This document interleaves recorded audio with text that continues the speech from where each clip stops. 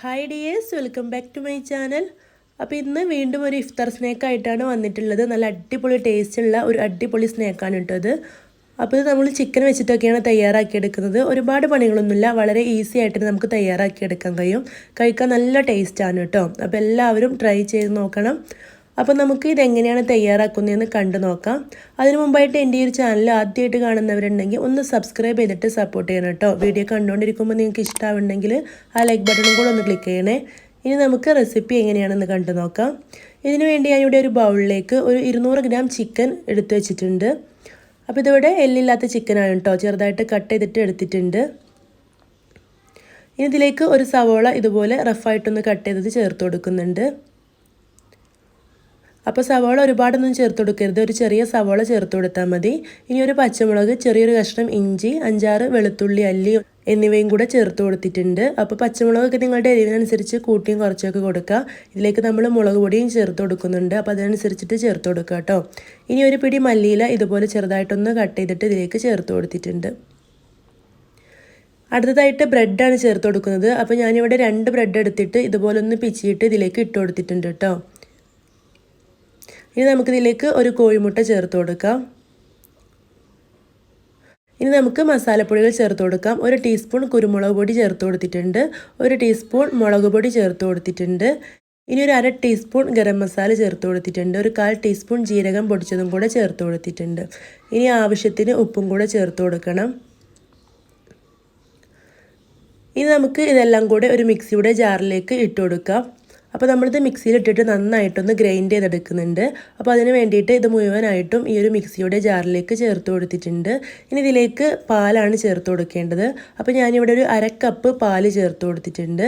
ഇനി നമുക്ക് നന്നായിട്ടൊന്ന് ഗ്രൈൻഡ് ചെയ്തെടുക്കാം. അപ്പോൾ ഇതുപോലെ നല്ല രീതിയിൽ ഇവിടെ അരച്ചെടുത്തിട്ടുണ്ട്. ഇതൊരു ബൗളിലേക്ക് മാറ്റാം. ഇതുപോലൊരു കേക്ക് ടിന്നൊക്കെ എടുക്കുക കേട്ടോ. ബൗളായാലും കുഴപ്പമൊന്നുമില്ല, കേക്ക് ടിൻ തന്നെ വേണമെന്നില്ല.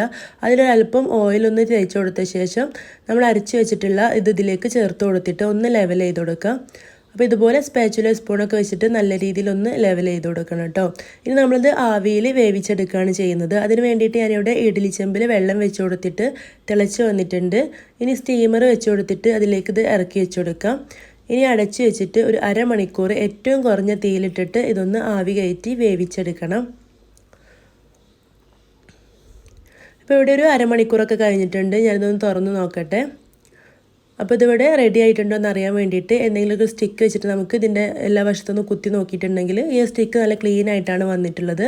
അപ്പോൾ ഇതിൻ്റെ അടിഭാഗമൊക്കെ കുക്കായി വന്നിട്ടുണ്ട്. അപ്പോൾ ഇത് നിങ്ങൾ വെച്ചെടുക്കുന്ന സമയത്ത് ഈ ഒരു ബൗളാണെങ്കിലും കേക്ക് ടിന്നാണെങ്കിലും അതൊന്ന് ചെറിയൊരു പാത്രം വെച്ചിട്ടൊന്ന് ആദ്യം അടച്ച് വെച്ച് കൊടുക്കണം കേട്ടോ. എന്നിട്ട് വേണം ഇഡ്ഡലി തട്ട് മൂടി വെക്കാൻ, അല്ലെങ്കിൽ ഇതിലേക്ക് ഇതുപോലെ കുറച്ച് വെള്ളം ഇറങ്ങിയിട്ടുണ്ട്. ഇനി നമുക്ക് ചൂടാറിയ ശേഷം കട്ട് ചെയ്തെടുക്കണം. അപ്പോൾ ഇതിവിടെ ചൂടാറിയിട്ടുണ്ട്. ഇതിൻ്റെ സൈഡിൽ നിന്നൊക്കെ ഒന്ന് കത്തി വെച്ചിട്ട് ഇങ്ങനെ ഒന്ന് വിടുവിച്ചെടുക്കുന്നുണ്ട്. ഇനി നമുക്കത് ഇഷ്ടമുള്ള രീതിയിൽ കട്ട് ചെയ്തെടുക്കാം. അപ്പോൾ ഞാനിവിടെ ഈ ഒരു രീതിയിലാണ് കട്ട് ചെയ്തെടുത്തിട്ടുള്ളത്. ഇപ്പോൾ ഇവിടെ മുഴുവനായിട്ടും ഇതിൽ നിന്ന് കട്ട് ചെയ്ത് മാറ്റി വെച്ചിട്ടുണ്ട്. ഇനി നമുക്കിത് ഫ്രൈ ചെയ്തെടുക്കണം. അതിന് മുമ്പായിട്ട് നമുക്കിതൊന്ന് ബ്രെഡ് ക്രംസ് കൊണ്ടൊന്ന് കോട്ട് ചെയ്തെടുക്കണം. അപ്പോൾ അതിന് വേണ്ടിയിട്ട് ഒരു മുട്ട ഒരു ബൗളിലേക്ക് പൊട്ടിച്ച് ഒഴിച്ച് കൊടുത്തിട്ടുണ്ട്. അതിലേക്ക് ഒരല്പം ഉപ്പ് ചേർത്ത് കൊടുത്തിട്ടൊന്ന് മിക്സ് ചെയ്തെടുക്കുന്നുണ്ട് കേട്ടോ. പിന്നെ ബ്രെഡ് ക്രംസും എടുത്ത് വെച്ചിട്ടുണ്ട്. ഒരു പാത്രത്തിൽ ഒരു ഇച്ചിരി മൈദപ്പൊടി കൂടെ എടുത്ത് വെച്ചിട്ടുണ്ട്. അപ്പോൾ ഇതിൽ നിന്ന് ഓരോന്നായിട്ട് എടുത്തിട്ട് ആദ്യം ഈ മൈദപ്പൊടിയിലൊന്ന് കോട്ട് ചെയ്തിട്ട് മുട്ടയിലൊന്ന് ഡിപ്പ് ചെയ്തിട്ട് ബ്രെഡ് ക്രംസ് കൊണ്ടൊന്ന് കോട്ട് ചെയ്തെടുക്കണം. അപ്പോൾ ഞാനിവിടെ ഒന്ന് ബ്രെഡ് ക്രംസ് വെച്ചിട്ടൊന്ന് കോട്ട് ചെയ്ത് വെച്ചിട്ടുണ്ട്. ഇതുപോലെ നമുക്ക് ബാക്കിയുള്ളതെല്ലാം ഇതുപോലെ തന്നെ തയ്യാറാക്കിയെടുക്കണം. അപ്പോൾ ആദ്യം മൈദയിലൊന്ന് ഇതുപോലെ കോട്ട് ചെയ്യുക, പിന്നെ എഗ് മിക്സിലൊന്ന് ഡിപ്പ് ചെയ്തിട്ട് ബ്രെഡ് ക്രംസ് കൊണ്ടൊന്ന് നന്നായിട്ടൊന്ന് കോട്ട് ചെയ്തെടുത്താൽ മതി. അപ്പോൾ ഞാനിതിവിടെ മുഴുവനായിട്ടും ഇതുപോലെ ബ്രെഡ് ക്രംസ് വെച്ചിട്ടൊന്ന് കോട്ട് ചെയ്തെടുത്തിട്ടുണ്ട്. ഇനി നമുക്കിത് ഫ്രൈ ചെയ്തെടുക്കണം. അതിന് വേണ്ടിയിട്ട് പാനിൽ ഓയിൽ വെച്ചിട്ട് നന്നായിട്ട് ചൂടായി വന്നിട്ടുണ്ട്. ഇനി നമുക്കിത് ഈ ഒരു ചൂടായ ഓയിലിലേക്ക് ഇട്ട് കൊടുക്കാം. അപ്പോൾ നന്നായിട്ട് ചൂടായ ശേഷം തീ ഒന്ന് മീഡിയം ഫ്ലെയിമിൽ വെച്ചിട്ട് വേണം ഇതൊന്ന് ഫ്രൈ ചെയ്തെടുക്കാനായിട്ട്. എന്നിട്ട് കുറച്ച് സമയം ഇതൊന്ന് ബ്രൗൺ നിറമാവുന്നത് വരെ തിരിച്ചും മറിച്ചൊക്കെ ഇട്ട് കൊടുത്തിട്ടൊന്ന് ഫ്രൈ ചെയ്തെടുക്കാം. അപ്പോൾ ഇതിൻ്റെ ഒരു വശം ഇവിടെ ബ്രൗൺ നിറമായി വന്നിട്ടുണ്ട്. ഇതൊന്ന് തിരിച്ചിട്ട് കൊടുക്കാം. ഇങ്ങനെ തിരിച്ചും മറിച്ചൊക്കെ ഇട്ട് കൊടുത്തിട്ട് ഇതൊന്ന് ഫ്രൈ ചെയ്തെടുക്കാം. അപ്പോൾ നല്ല അടിപൊളി ടേസ്റ്റിലുള്ള ഒരു ഇഫ്താർ സ്നാക്കാണ് കേട്ടോ ഇത്. എല്ലാവരും തയ്യാറാക്കി നോക്കണം. നല്ല കിഡു ടേസ്റ്റാണ്. ചിക്കനൊക്കെ വെച്ച് തയ്യാറാക്കുമ്പോൾ തന്നെ നിങ്ങൾക്ക് മനസ്സിലാവുന്നുണ്ടാവും, നല്ല ടേസ്റ്റ് തന്നെയാണ്. അപ്പോൾ ഇതിവിടെ ആദ്യത്തത് ഇവിടെ ഫ്രൈ ചെയ്തെടുത്തിട്ടുണ്ട്. ഇത് എണ്ണയിൽ നിന്ന് കോരി മാറ്റാണ്. ഇതുപോലെ തന്നെ ബാക്കിയുള്ളതും കൂടെ ഫ്രൈ ചെയ്തെടുക്കണം. അപ്പോൾ നിങ്ങൾക്ക് ഈ ഒരു വീഡിയോ ഇഷ്ടമായിട്ടുണ്ടെങ്കിൽ മറക്കാതെ ലൈക്ക് ചെയ്യണം. ഇതൊന്ന് ട്രൈ ചെയ്ത് നോക്കിയിട്ട് നിങ്ങളുടെ അഭിപ്രായം കമൻ്റായിട്ട് അറിയിക്കാൻ മറക്കരുത് കേട്ടോ. അപ്പോൾ ഈ ഒരു ചാനൽ നിങ്ങൾക്ക് ഇഷ്ടമായിട്ടുണ്ടെങ്കിൽ മറക്കാതെ സബ്സ്ക്രൈബ് ചെയ്യണം. അപ്പോൾ ഇനി അടുത്ത നല്ല നല്ല വീഡിയോസുമായിട്ട് നമുക്ക് വീണ്ടും കാണാം. താങ്ക്